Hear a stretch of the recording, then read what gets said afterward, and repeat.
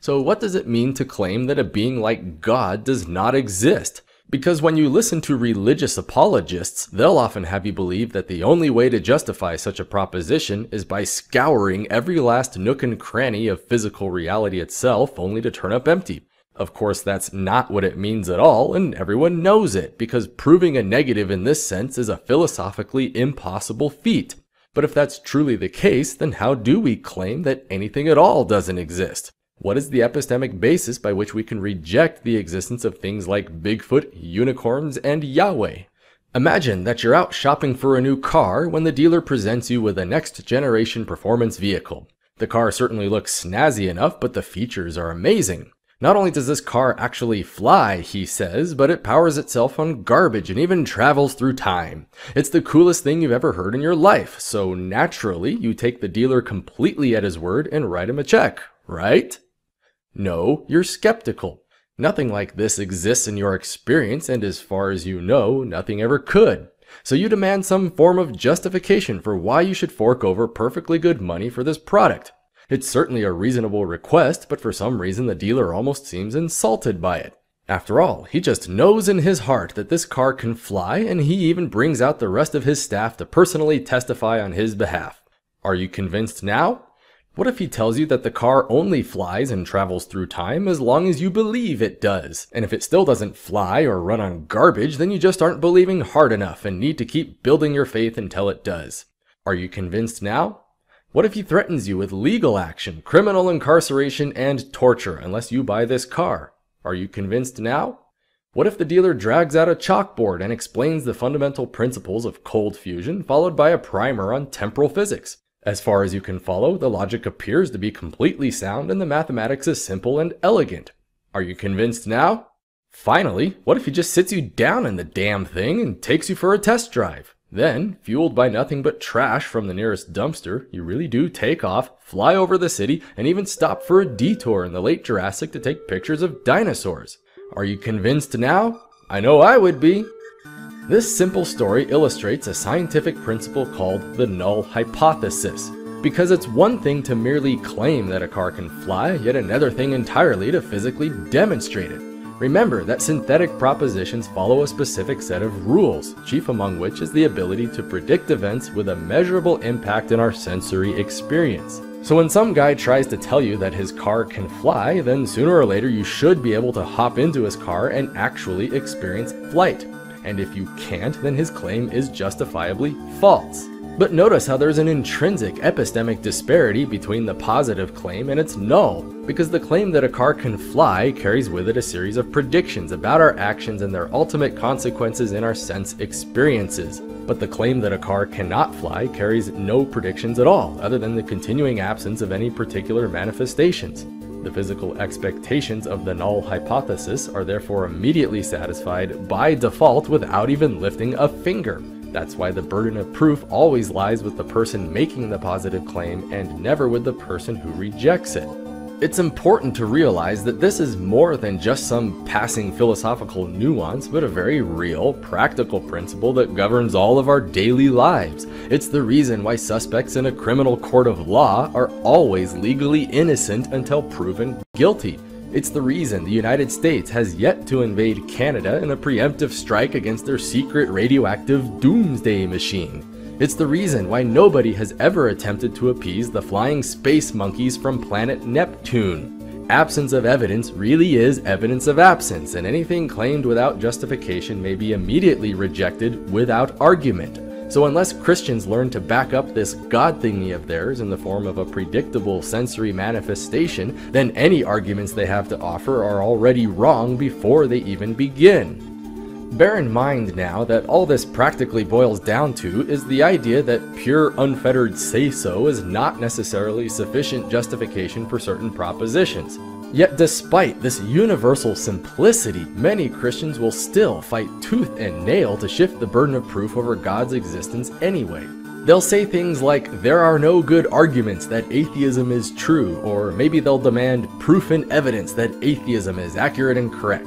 Some Christians will even go so far as to redefine knowledge itself just so they can specifically rationalize their belief in God without any justification at all. For example, Reformed epistemology is a branch of apologetics that just assumes God's existence outright before anything else and then interprets all human experience in that light. Some forms of presuppositionalism will even go so far as to claim that all of us, everywhere, already know in our hearts that God exists, and so asking for proof is just redundant. And not just any God, mind you, but specifically the Christian God as described in the Bible. It's a blatant admission that their belief has no demonstrable impact on reality, so they have to invent a whole new set of epistemic rules just for themselves, just so they can keep on believing anyway. So, all things being equal, the mere lack of evidence alone is already perfect justification for the strong assertion that there is no such thing as God. By definition, things which don't exist don't manifest in our sense experience, while only things which do exist eventually might.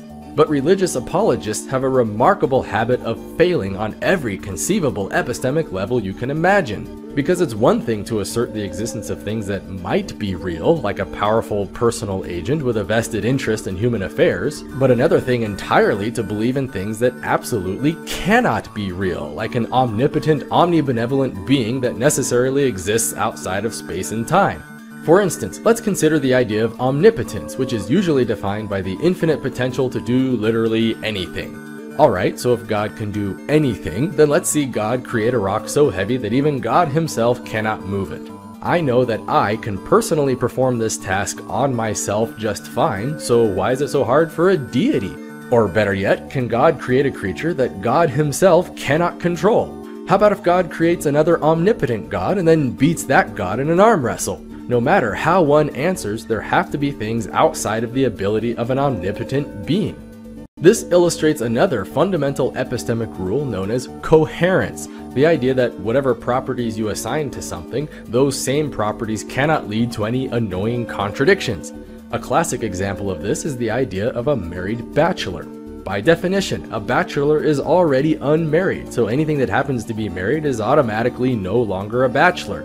Married bachelors therefore do not exist simply because the very concept itself violates the axiom of non-contradiction. That's why, without even leaving my own chair, I can already assert with absolute certainty that a truly omnipotent God does not exist either, simply by the nonsensical meaning of the idea itself. But let's take it one step further and consider omnibenevolence as defined by the infinite capacity for perfect goodness, love, mercy, and justice, all properties that imply an entity who would do everything it can to minimize suffering in our world. This sounds great in theory, except for the problem that our world is obviously overflowing with a massive amount of pointless, unnecessary suffering. Genocide, starvation, AIDS, cancer, birth defects, mental retardation, and polio are just a tiny fraction of the horrible maladies that human beings spend vast resources trying to eliminate. So if God genuinely happens to be real and deeply powerful, then he is also sitting idly by while droves of us needlessly suffer miserably. A truly omnibenevolent God therefore cannot exist simply by the mere virtue that the world is happier, safer, and more productive without smallpox in it. And so we see the principle of falsifiability, the idea that whenever you describe something with a predictable impact in our sense experience, then it sure is awful nice when those predictions actually come to pass. Remember that our only connection to the external world is through our senses, which are fundamentally detached from any true underlying perception of the universe. That's why we cannot deduce reality in the strictest sense, but only make inferences through logical induction. It's a basic limitation on knowledge that nature forces us to live with, yet Christian philosophers will actually fight against even this. They'll claim that induction is unreliable, or that it assumes a uniformity in nature, or that it's circular, or whatever. But of course, they've got it all wrong again. By definition, induction is simply the process of forming generalizations about sets through a limited sampling of subsets. Justification for this process is then found by examining the two epistemic possibilities. If incomplete samplings of a particular subset are indeed indicative of the behavior of the whole, then induction will lead to a correct belief in the form of predictable consequences. However, if the subset is not indicative of the whole, then sooner or later any beliefs based on induction will lead to failed actualization of desired outcomes. In other words, when it works, and when it doesn't, it eventually lets you know. Logical induction, by its very nature, is therefore self-correcting. All it takes is the intellectual honesty to admit when our conclusions are wrong so that we can modify them in the face of new information. This is exactly why fallibilism and falsification are such integral aspects of the scientific method. In principle, both true and false beliefs can have the power to guide our actions toward desirable outcomes, but only false beliefs have the potential to ever periodically fail in that goal. Honest people embrace this, which is why honest people can actually be swayed in their beliefs by the introduction of new facts and evidence. But religious apologists are not honest people because they come from a position of absolute, unwavering certainty. That's why so many Christians cannot help but constantly bash on science at every turn, because science itself carries so many epistemic rules that Christians are not allowed to exercise on their theology. So let's be generous and assume that God is real and wants us to know about it. What could he do to effectively demonstrate his existence? In principle, this ought to be trivially easy. Maybe God could appear to us in distinct physical manifestations and personally share his uniquely profound wisdom in our daily lives. Maybe God could answer our prayers by performing distinct acts of healing with no natural counterpart. Maybe God could sign his name in the moon or encode his one true scripture into our DNA. Something that could only be explained if a powerful, personal agent were taking a vested interest in human affairs. But instead, what do we really have?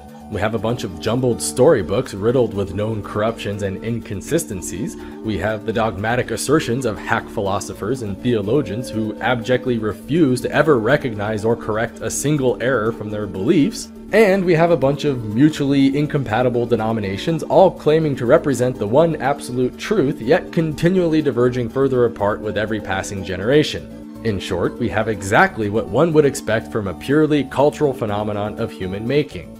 This is all it means to hold a strong atheist view, because even if some human concept of God actually turned out to be real, then it necessarily follows that all the other thousands upon thousands of gods from human history are unquestionably false. So obviously, it's perfectly normal for human beings to invent entire religious traditions out of whole cloth, since any assertion of one is already an implied rejection of all others.